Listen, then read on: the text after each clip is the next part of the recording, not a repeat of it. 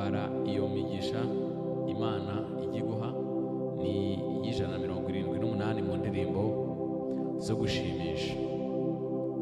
Naririmbye igitero cya gatatu, nzajya ndirimba buri gitero, nawe ujye ubara imigisha Imana yaguhaye kuko ni myinshi. Iyo utewe n'amakuba akomeye, ukiheba ubonye ko bicitse pe, bariyo migisha yawe kwingana,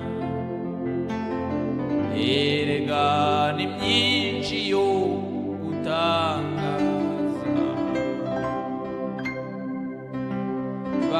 bariyo migisha nonaha Imana yakugabiye, uyibare